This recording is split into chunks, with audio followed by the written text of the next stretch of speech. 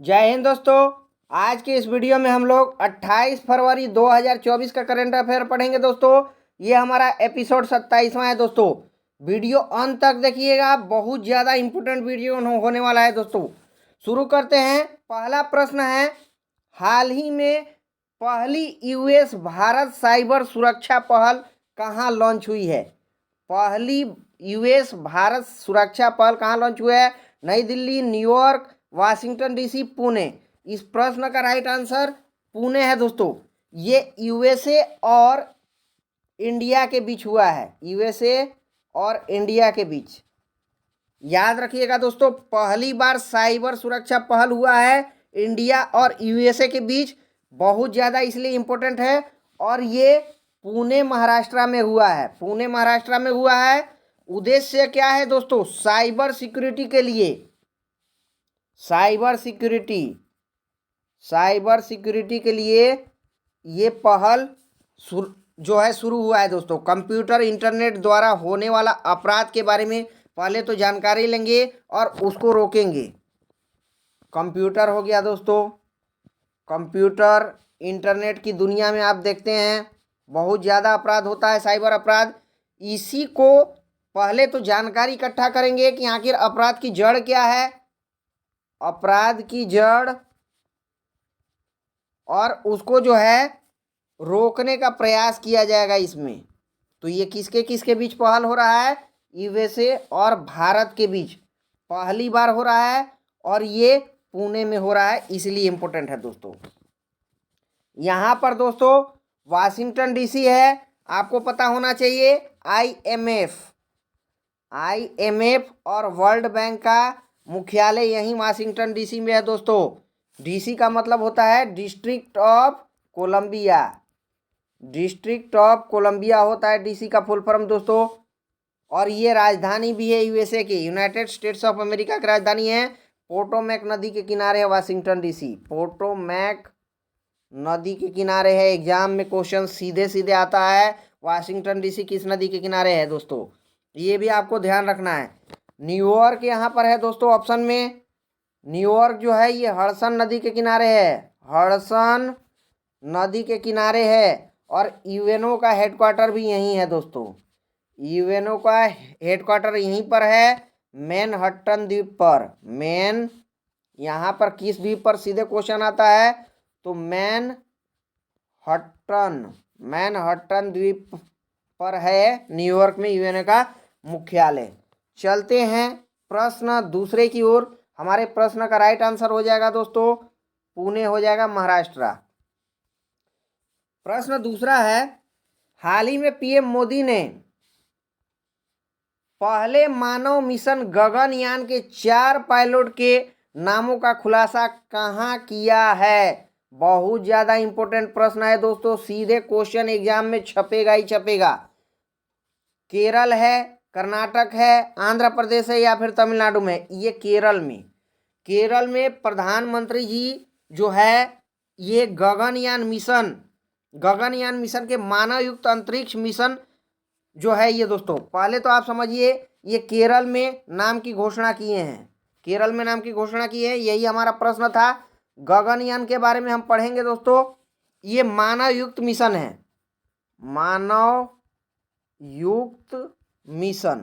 मानव युक्त मिशन का मतलब ये होता है दोस्तों कि गगनयान में मानव जाएंगे। याद रखना 4 पायलट इसमें जाएंगे दोस्तों। आपको ध्यान रखना है ये 2024-25 का मिशन होने वाला है हमारा, 2024-25 का मिशन होने वाला है। और ये नाम की घोषणा पीएम ने कहाँ किया है तो वीएसएस, याद रखिएगा दोस्तों,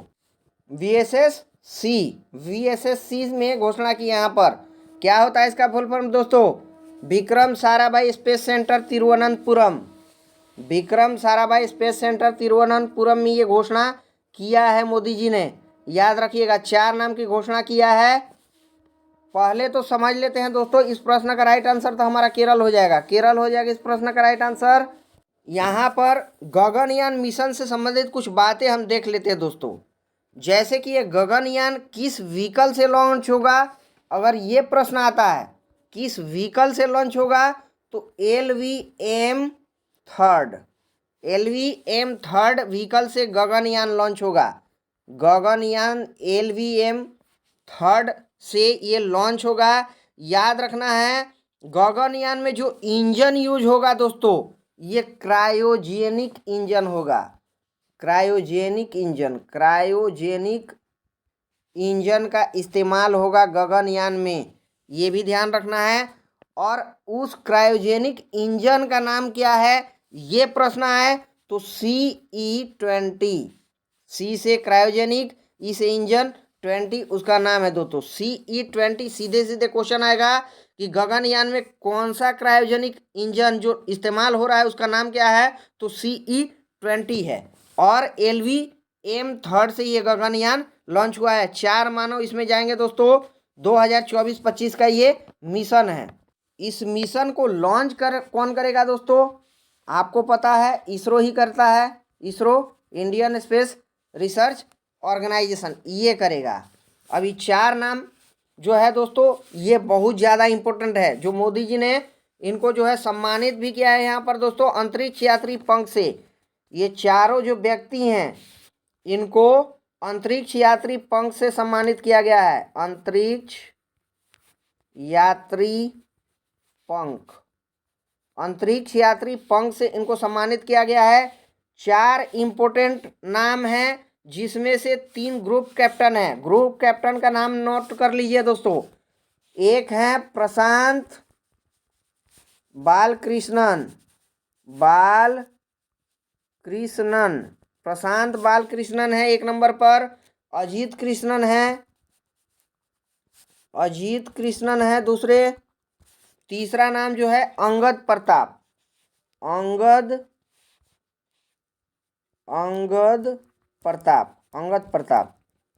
तो प्रशांत बालकृष्णन, अजीत कृष्णन और अंगद प्रताप, ये तीनों ग्रुप कैप्टन है। और एक विंग कमांडर है।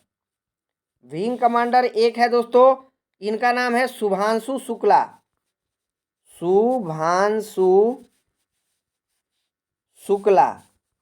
ये जो है दोस्तों विंग कमांडर है। तो 4 पायलट हैं, चारों बहुत ज़्यादा इंपॉर्टेंट है और चारों को अंतरिक्ष यात्री पंख से भी सम्मानित किया गया है, इसलिए ज़्यादा इंपॉर्टेंट बन जाता है दोस्तों।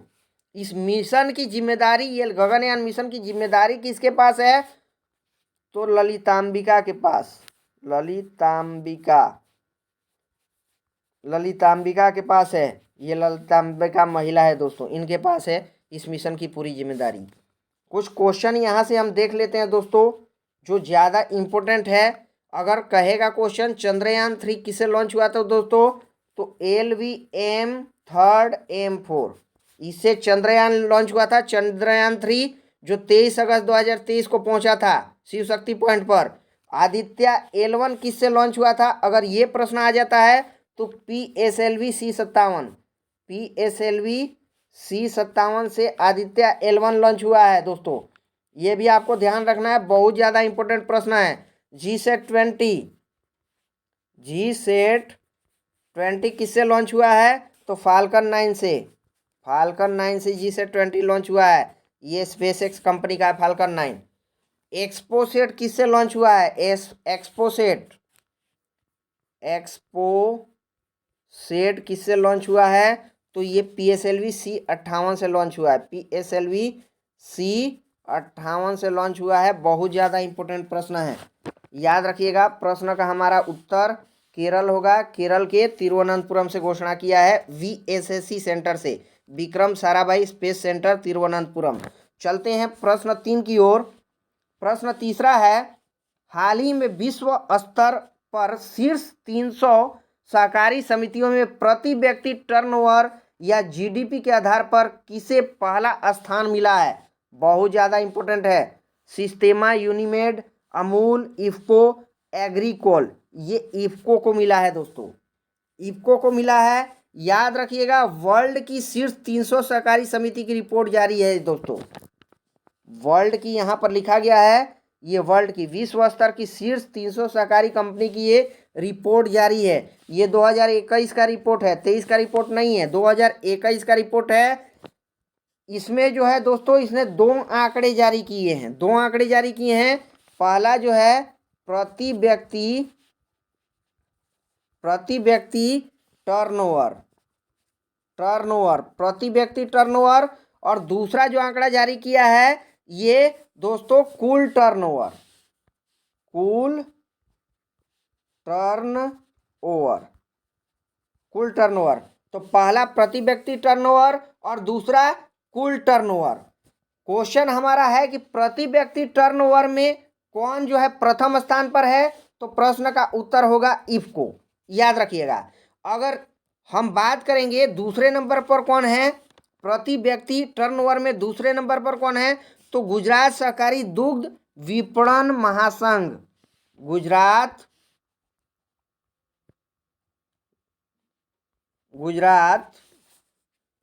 सहकारी दुग्ध विपणन महासंघ, गुजरात सहकारी दुग्ध विपणन महासंघ दूसरे नंबर पर है प्रति व्यक्ति टर्नओवर में। कुल टर्नओवर में प्रथम स्थान पर कौन है, तो एग्रीकोल फ्रांस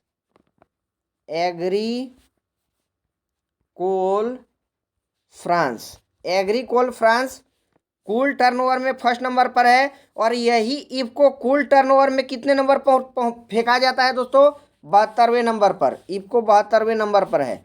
तो अगर क्वेश्चन आ जाता हमारा कि कुल टर्नओवर में इफको का स्थान कौन है, तो 72वां है, परंतु प्रति व्यक्ति टर्नओवर में इफको फर्स्ट स्थान पर है। यही प्रश्न था हमारा दोस्तों। इफको क्या है आपको पता होना चाहिए दोस्तों। इफको का फुल फॉर्म होता है इंडियन, दोस्तों नोट करिए, इफको का फुल फॉर्म इंडियन होता है दोस्तों Indian farmer fertiliser cooperative limited,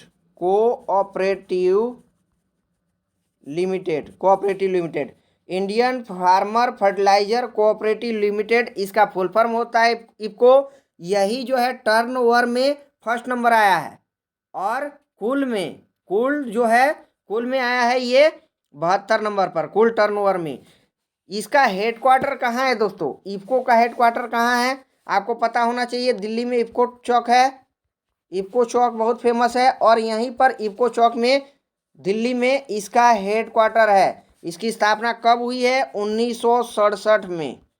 1967 में इसकी स्थापना हुई है, ये भी ध्यान रखना है। और हाल फिलहाल में इफको ने नैनो यूरिया और नैनो डीएपी भी लॉन्च किया है।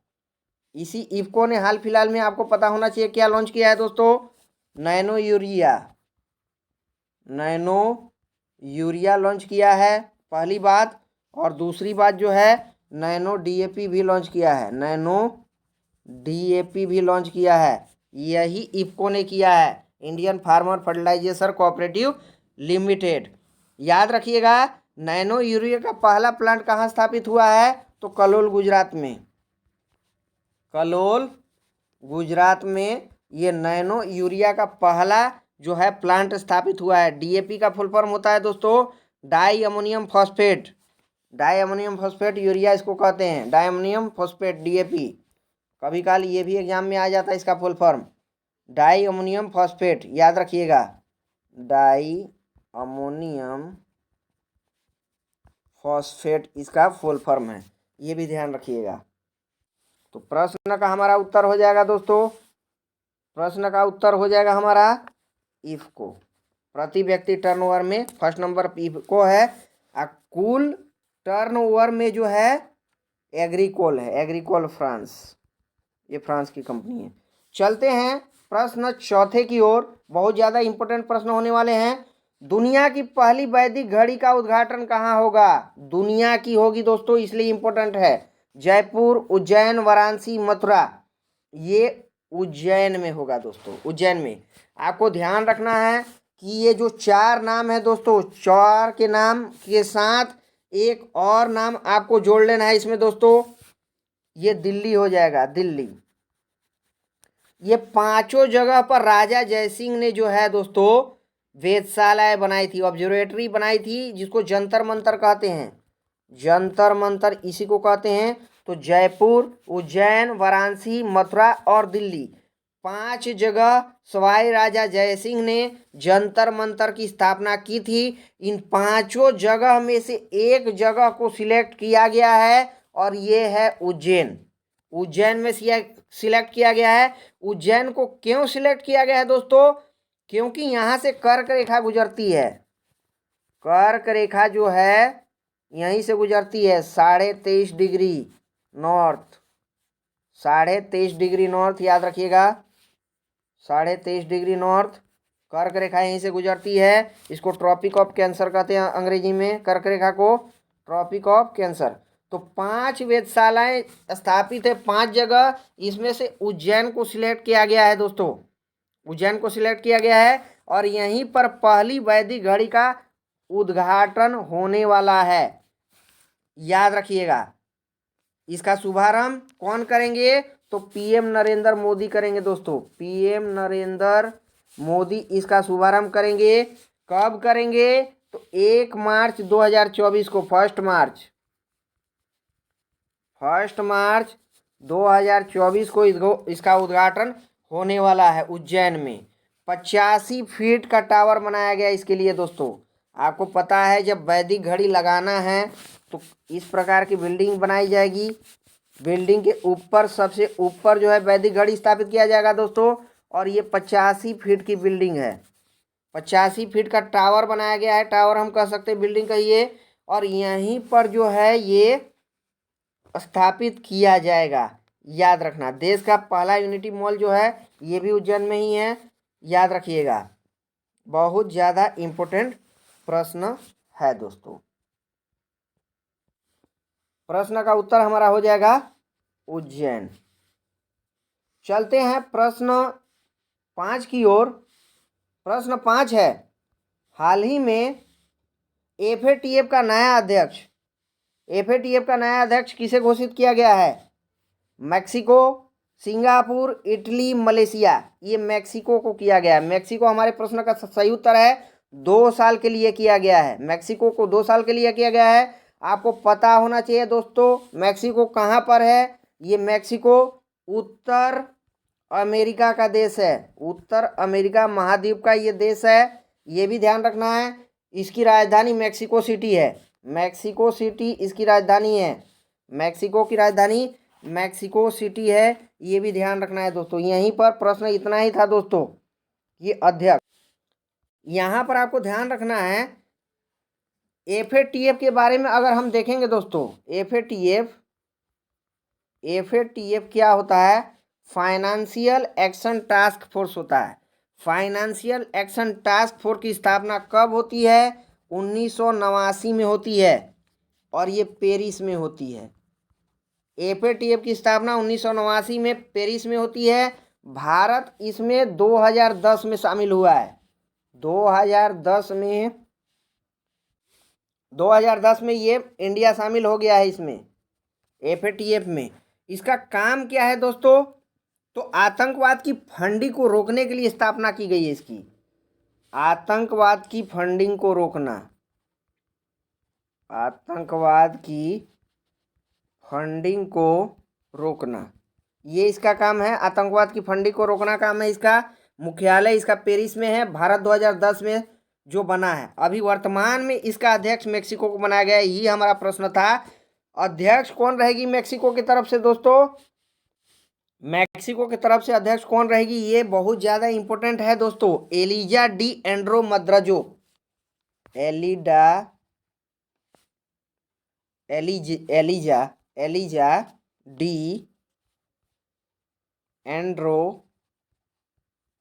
डी एंड्रो मद्राजो ये महिला है और ये मैक्सिको की है और 2 साल के लिए अध्यक्ष ये बनी है एफएटीएफ की। ये ध्यान रखना है, एलिजा डी एंड्रो मद्राजो। सीधे सीधे क्वेश्चन आएगा कि एफएटीएफ की वर्तमान अध्यक्ष कौन है? तो एलिजा डी एंड्रो मद्राजो। इससे पहले एफएटीएफ के अध्यक्ष कौन थे दोस्तों? ये भी इंपॉर्टेंट है। तो टी राजा कुमार इससे पहले थे, ये भी आपको ध्यान रखना है। एफएटीएफ कितने तरह की लिस्ट जारी करता है दोस्तों? तो 2 तरह की लिस्ट ये जारी करता है। पहला ग्रे लिस्ट और दूसरा ब्लैक लिस्ट। अभी तक वर्ल्ड के 3 देश ब्लैक लिस्ट किए गए हैं, उत्तर कोरिया, ईरान और म्यांमार, तीनों को बैन कर दिया गया है। और ग्रे लिस्ट से अभी 4 देश को निकाला गया है दोस्तों। मैंने कल ही आपको पढ़ाया था, यूएई है, बारबाडोस है, जिब्राल्टर है और युगांडा है। इन चारों को निकाला गया इसमें से, ग्रे लिस्ट में से, याद रखिएगा। तो प्रश्न का उत्तर हमारा हो जाएगा दोस्तों मैक्सिको, याद रखिएगा, उत्तर अमेरिका का ये देश है। चलते हैं अगले प्रश्न की ओर। प्रश्न है, हाल ही में किशोरियों में एनीमिया को नियंत्रित करने के लिए मिशन उत्कर्ष पहल किसने लॉन्च किया है? महिला एवं बाल विकास मंत्रालय इसने भी किया है और आयुष मंत्रालय ने किया है, दोनों ने मिलकर। अतः प्रश्न का उत्तर डी होगा, सी गलत है।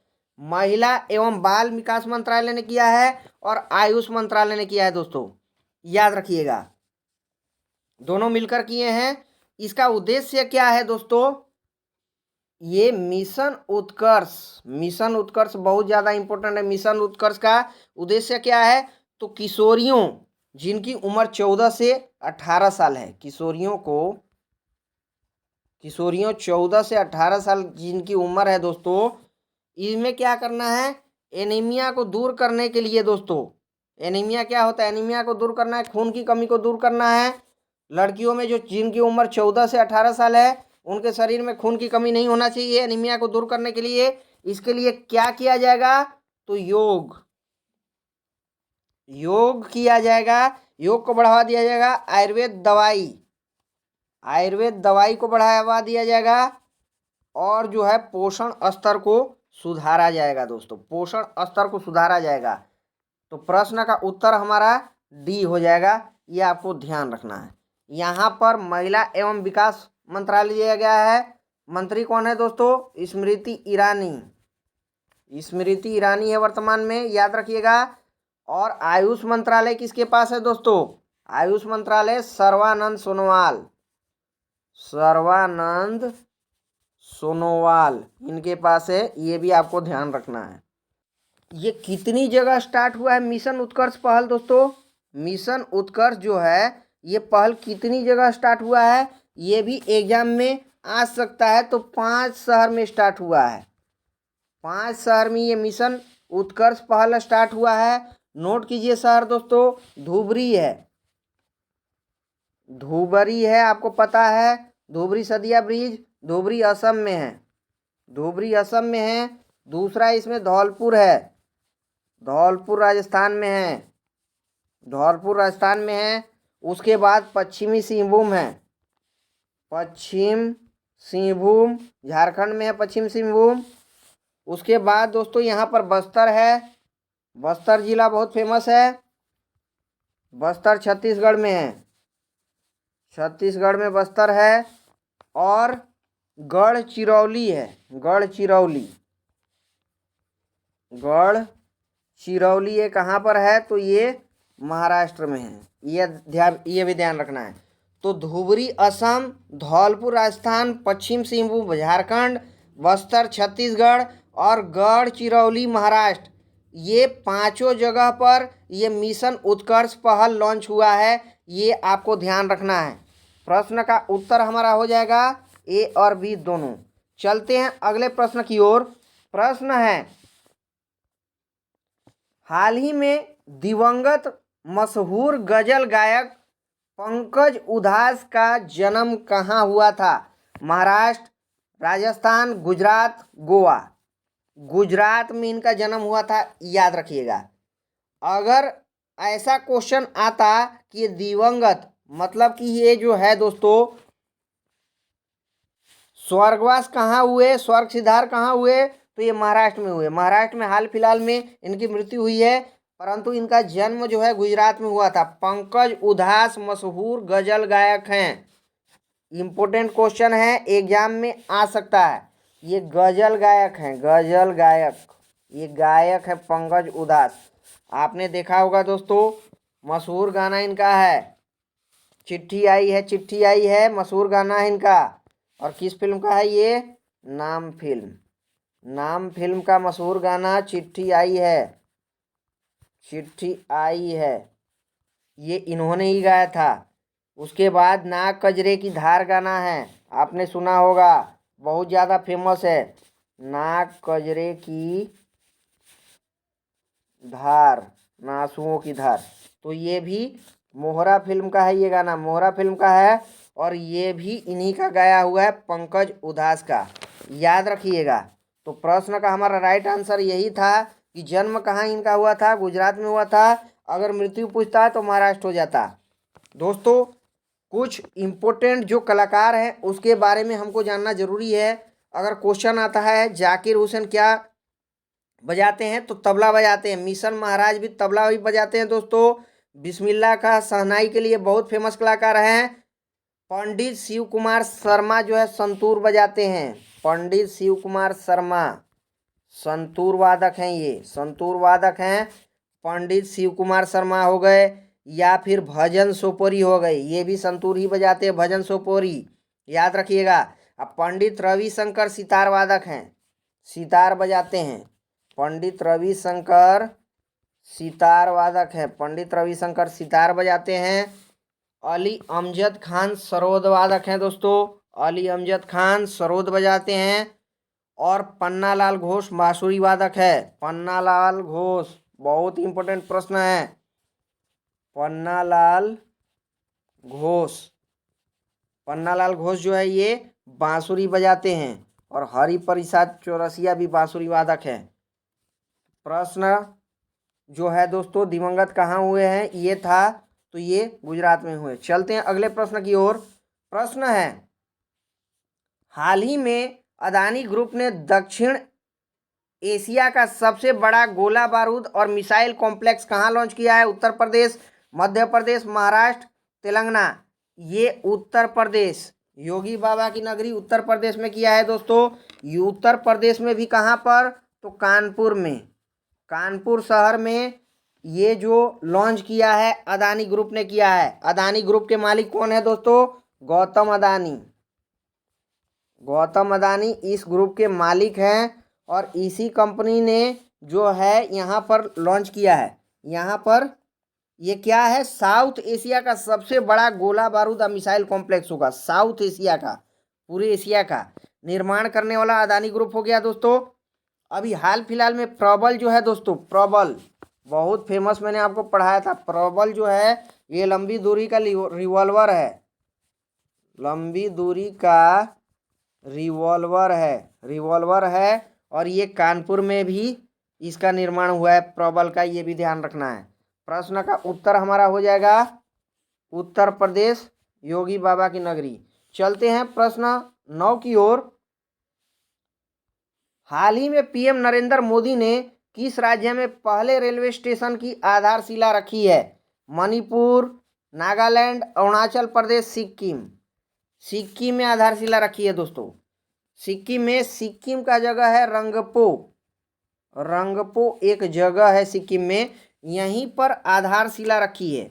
रेलवे स्टेशन की आधारशिला रखी है, अभी बना नहीं है दोस्तों, बनना शुरू हो रहा है, रंगपो जगह पर बनेगा। इसका संचालन 2029 में होगा, मतलब 5 से 6 साल बाद यहाँ पर रेल चलेगी। कहाँ पर रेल चलेगी? तो सिक्किम के रंगपो से, सिक्किम पे रंगपो एक स्टेशन बनेगा। और दूसरा स्टेशन कहाँ पर है? तो ये सेवाक है, सेवाक रेलवे स्टेशन, ये कहाँ पर है? तो ये पश्चिम बंगाल में है। इन दोनों के बीच दूरी कितनी है? तो 45 किलोमीटर दूरी है। और इन्हीं के बीच 2029 में ट्रेन चलेगी। अभी केवल आधारशिला रखी गई है यहाँ पर, याद रखिएगा। तो इस प्रश्न का राइट आंसर क्या हो जाएगा दोस्तों? सिक्किम होगा, सिक्किम। सिक्किम के बारे में बात करेंगे दोस्तों, नेशनल पार्क यहाँ पर बहुत फेमस है, कंचनजंगा, कंचनजंगा नेशनल पार्क यहाँ पर बहुत फेमस है। और ये जो है दोस्तों भारत की एकमात्र मिक्स्ड हेरिटेज साइट है, यूनेस्को की एकमात्र मिक्स्ड हेरिटेज साइट है ये कंचनजंगा। और ये सिक्किम जो है 36वां संविधान संशोधन के तहत भारत में मिला था, 36वां संविधान संशोधन के तहत याद रखिएगा। दो दर्रा बहुत महत्वपूर्ण है यहाँ पर। नाथुला दर्रा यही है दोस्तों, नाथुला दर्रा हो गया या फिर जलेपला दर्रा हो गया। जलेपला दर्रा हो गया, दोनों दर्रा यहीं पर है। फेस्टिवल की बात करेंगे तो लोसांग फेस्टिवल है यहाँ पर मनाया जाता है। लोसांग फेस्टिवल सिक्किम में मनाया जाता है। विधानसभा की 32 सीट है और ये 32 सीट राज्य के रूप में न्यूनतम विधानसभा सीट है यहाँ पर। सबसे कम विधानसभा की सीट अगर राज्य स्टेट पूछेगा तो कहाँ की है, ये सिक्किम की है। और सबसे कम जनसंख्या भी यहीं सिक्किम की ही है, याद रखिएगा। बहुत ज़्यादा इम्पोर्टेंट प्रश्न है दोस्तों। अगर हम बात करेंगे कि भारत में न्यूनतम विधानसभा की सीट, न्यूनतम विधानसभा की सीट किसकी है तो पुदुचेरी की है, 30 है। लेकिन पुदुचेरी आपको पता है केंद्र शासित प्रदेश है, याद रखिएगा। गोवा की 40 सीटें हैं, तो सिक्किम की 32 सीट होगी, पुदुचेरी की 30 सीट और गोवा की 40 सीट। सबसे कम सीट स्टेट में कहाँ की है तो सिक्किम की है। मणिपुर दोस्तों, मणिपुर, त्रिपुरा और मेघालय, मणिपुर, त्रिपुरा और मेघालय, इनकी स्थापना कब हुई थी तो 21 जनवरी 1972 में हुई थी। 21 जनवरी 1972 में हुई थी मणिपुर, त्रिपुरा, मेघालय की स्थापना। नागालैंड यहाँ पर है दोस्तों, नागालैंड ऑप्शन में है। नागालैंड की स्थापना 1 दिसंबर 1963 को हुआ था। 1 दिसंबर 1963 को नागालैंड की स्थापना दिवस है, ये भी आपको ध्यान रखना है। प्रश्न का उत्तर हमारा हो जाएगा दोस्तों, बहुत ज़्यादा इंपॉर्टेंट प्रश्न है। सिक्किम यहीं पर रंगपो स्थान पर ये बन रहा है। और रंगपो और सिवाक के बीच 2029 में ट्रेन चलेगी, अभी नहीं, अभी केवल आधारशिला रखी गई है। 5 से 6 साल बाद ट्रेन चलेगी। चलते हैं अगले प्रश्न की ओर। अंतिम प्रश्न है हमारे क्लास का दोस्तों। हाल ही में BWF पैरा बैडमिंटन विश्व चैंपियनशिप 2024 का कहाँ आयोजित हुई है? कहाँ आयोजित हुई है प्रश्न है। Thailand, Vietnam, Japan, Nepal. ये थाईलैंड में हुई है दोस्तों। इसका आयोजन BWF पैरा बैडमिंटन चैंपियनशिप विश्व चैंपियनशिप 2024 का आयोजन कहाँ होता है तो थाईलैंड में ये होस्ट करता है। थाईलैंड में भी कहाँ पर होता है, अगर स्थान आएगा कि थाईलैंड में कहाँ पर होता है तो पटाया एक जगह है, पटाया एक स्थान है, यहीं पर होता है। इसमें फर्स्ट कौन विजेता रहता है दोस्तों? विजेता कौन है, फर्स्ट रैंक पर कौन है तो चीन है। चीन फर्स्ट रैंक पर है। सेकंड रैंक पर इंडोनेशिया है, इंडोनेशिया सेकंड रैंक पर है। और थर्ड रैंक पर इंडिया है। हमारे भारत का रैंक इसमें तीसरा है दोस्तों, याद रखिएगा। थाईलैंड के पटाया जगह पर हो रहा है, चीन जीत गया है, इंडोनेशिया सेकंड और थर्ड रनर जो है इंडिया रहा है। इंडिया ने कितने कुल पदक जीते हैं अगर ये प्रश्न आ जाए तो 18 जीते इसमें। BWF पैरा बैडमिंटन विश्व चैंपियनशिप 2024 में इंडिया कुल 18 मेडल जीता है, जिसमें से 3 गोल्ड है, 4 सिल्वर है और 11 जो है ब्रॉन्ज है। कुल 18 हो रहे हैं दोस्तों, गिन लीजिए। अगर हम बात करेंगे गोल्ड मेडल, प्रत्येक एग्जाम के लिए इंपॉर्टेंट होता है दोस्तों, तो गोल्ड मेडल इसमें पहला गोल्ड सुहास यतिराज जीते हैं। सुहास यतिराज ये गौतम बुद्ध नगर के DM भी रहे हैं दोस्तों। वर्तमान में उत्तर प्रदेश सरकार में खेल सचिव के पद पर हैं, खेल सचिव के पद पर हैं ये दोस्तों। वर्तमान में ये उत्तर प्रदेश सरकार में खेल सचिव के पद पर हैं। ये 2007 बैच के IAS रहे हैं, 2007 बैच के ये IAS रहे हैं, ये भी आपको ध्यान रखना है, बहुत ज़्यादा इम्पोर्टेंट है। दूसरा इसमें जो गोल्ड मेडल मिलता है दोस्तों प्रमोद भगत को मिलता है, प्रमोद भगत को दूसरा गोल्ड मिलता है। और तीसरा गोल्ड जो मिलता है ये मिलता है कृष्णा नागर को, कृष्णा नागर को मिलता है तीसरा गोल्ड। ये तीनों बैडमिंटन के खिलाड़ी हैं।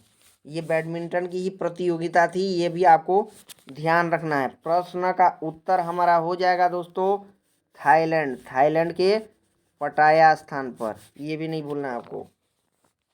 क्वेश्चन अगर आ जाता है दोस्तों, हाल फिलहाल में अभी जो है अल्जीरिया में एक मस्जिद बनी है दोस्तों, मस्जिद बनी है, ये विश्व की तीसरी सबसे बड़ी मस्जिद हो गई है, जिसका नाम है जामा अल जाजेर, जामा अल जाजेर, जामा अल जाजेर। सीधे सीधे क्वेश्चन आएगा, विश्व की तीसरी सबसे बड़ी मस्जिद जामा अल जाजेर जो है किस देश की है, तो ये अल्जीरिया देश की है, अल्जीरिया, ये अल्जीरिया देश की है, अल्जीरिया। तो वीडियो आपको दोस्तों कैसा लगा, कमेंट करके आप ज़रूर बताइए आपको वीडियो कैसा लगता है। वीडियो को लाइक कीजिए, शेयर कीजिए, और चैनल को सब्सक्राइब नहीं किए हैं तो चैनल को सब्सक्राइब कीजिए।